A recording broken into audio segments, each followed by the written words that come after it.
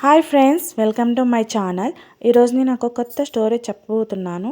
Please like చేసి, share చేసి, subscribe చేసుకోండి. అలీషా కారులో ఇంటికి వెళ్తున్నంతసేపు నా సంచిలో పత్రాలు ఎలా పోయాయి, జట్కా బండి ఎందుకు లేదు అనే ఆలోచనలో ఉండిపోయాను. భవంతి రాగానే మహేష్ గారు, నేను కారు దిగి లోపలికి వెళ్తున్నాము. మహేష్ గారు, ఏమి ఆలోచిస్తున్నావు?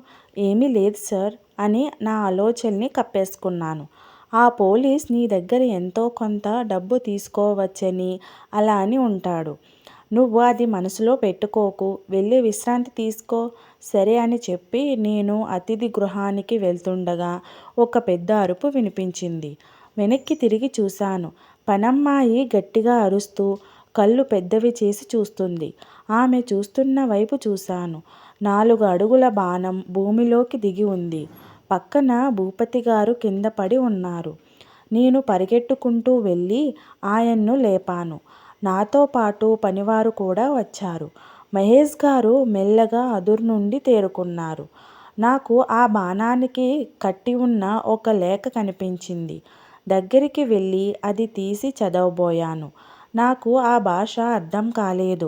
అంతలో మహేష్ గారు వచ్చి ఆ లేఖను తీసుకున్నారు. అది జేబులో పెట్టుకొని భవంతిలోకి నడిచారు.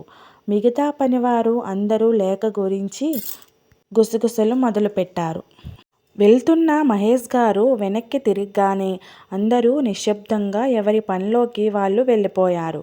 ఆ రోజు మహేష్ గదిలో నుండి బయటికి రాలేదు. మరునాడు భవంతికి దర్శన చిత్రపాటి, పోలీస్ ఇన్స్పెక్టర్ ఇంకా చాలామంది వచ్చి మహేష్ గారిని కలిశారు. కానీ ఆయన మాత్రం తన గదిలో నుండి బయటికి రాలేదు. నేను కాఫీ ఎస్టేట్కి బయలుదేరాను. వెళ్ళగానే వెతకసాగాను. ఆ అమ్మాయి మళ్ళీ కనిపించాలని ఒక ఆశ. వెనుక నుండి వయసులో ఉన్న ప్రతి అమ్మాయి ఆమెలానే అనిపించారు. ముందుకు వెళ్ళి చూస్తే గానీ తెలిసి రాలేదు ఆమెకి వీరికి ఉన్న తేడా.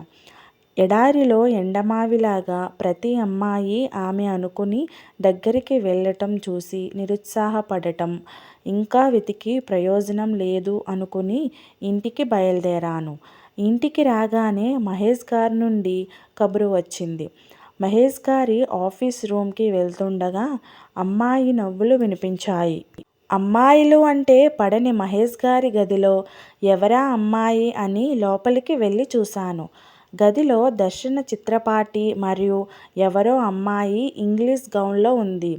చూడటానికి చక్కగా ఉంది. దర్శన్ చిత్రపాటి రాయుడు, మొత్తం మీద పోతన దెబ్బ తట్టుకుని ఇక్కడే ఉన్నావు. అర్థం కాలేదండి. ఏమీ లేదు. ఎలా ఉంది కొత్త ఉద్యోగం? బాగుంది. ఈమె అని సాగదీశాను. ఆమె మా అమ్మాయి అలోక్య చిత్రపాటి. ఆమెకు నమస్తే చెప్పాను. అంతలో భూపతి గారు లోపలికి వచ్చారు. ఏమి రాయుడు, ఎలా ఉంది ఇప్పుడు? మహేష్ గారు. నేను ఒక చిరునవ్వు నవ్వుకున్నాను. ఆయన కుర్చీలో కూర్చుంటూ ఉండగా, నిన్న వచ్చిన లేఖలో ఏమి ఉంది సార్? మహేష్ భూపతి ముఖ కవళికలలో మార్పు కనిపించింది. అది గమనించిన అలోక్య గారు, అన్ని విషయాలు తెలుసుకోవాలని అనుకొనుట అంత మంచిది కాదు. దర్శన్ గారు కొత్తగా వచ్చాడు కదా, ఇక్కడ పద్ధతులు ఇంకా తెలిసి రాలేదు.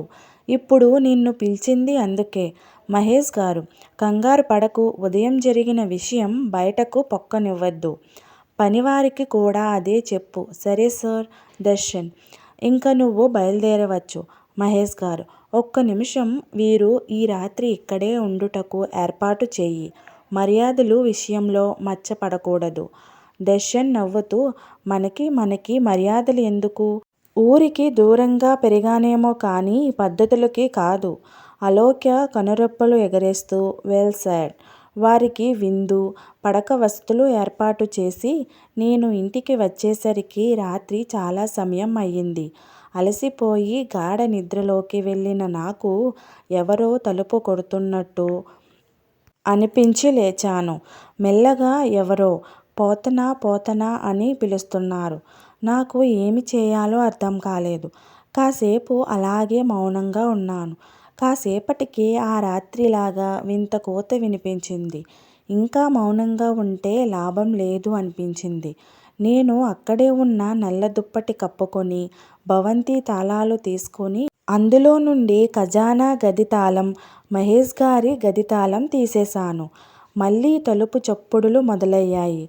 తలుపు తీసి వెనక్కి తిరిగి తాళం వారికి ఇచ్చాను. నేను నా గదిలో నుండి దీపం తీసుకొని బయటికి వచ్చాను. వారు వరుసగా భవంతి వైపు నడుస్తూ వెళ్ళారు. నేను వారి వెనుక వరుసలో నడుస్తూ వెళ్ళాను.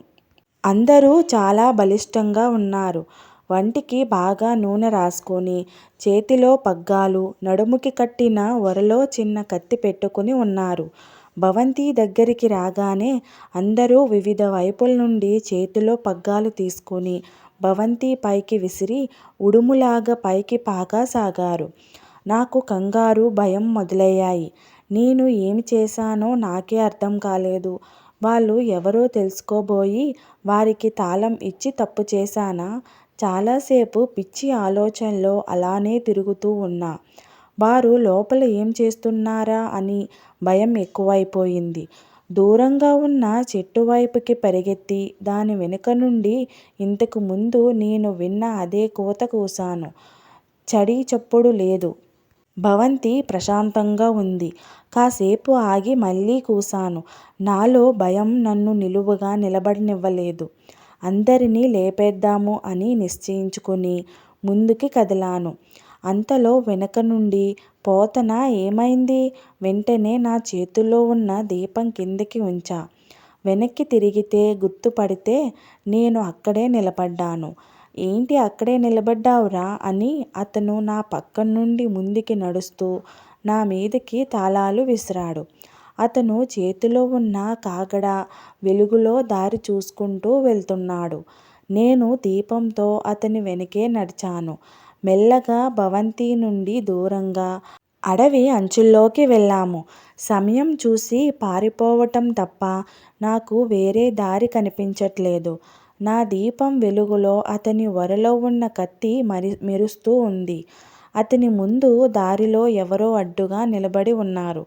అతను ఎవరా అని కాగడా ఎత్తి మొహం మీద కాంతి పడేలా ఉంచాడు. ఎదురుగా పోతన. నా గుండె ఆగిపోయింది. అతను వెంటనే వెనక్కి తిరిగాడు. నేను నా చేతిలో ఉన్న దీపాన్ని కిందకు విసిరేశాను. అది కింద ఉన్న ఎండిపోయిన ఆకులని జత కలుపుకొని పెద్ద అగ్నిగుండంలా మంట రూపంలో పైకి లేచింది. నేను వెంటనే పరుగు మొదలుపెట్టాను. పరిగెడుతూనే ఉన్నాను. వెలుగు వచ్చినా నా పరుగు ఆగలేదు. నా గుండె గట్టిగా అరుస్తుంది. ఎదురుగా వస్తున్న ఒకతన్ని ఢీకొట్టి కింద పడిపోయాను. నా కళ్ళు తెరిచి ఎవరా అని చూసే ఓపిక కూడా లేకపోయింది. కష్టపడి కళ్ళు తెరిచి చూస్తే అది అలీ మొహమ్మద్ అలీషా. ప్లీజ్ లైక్ చేయండి, షేర్ చేయండి, సబ్స్క్రైబ్ చేసుకోండి. ఈ వీడియో కనుక మీకు నచ్చితే.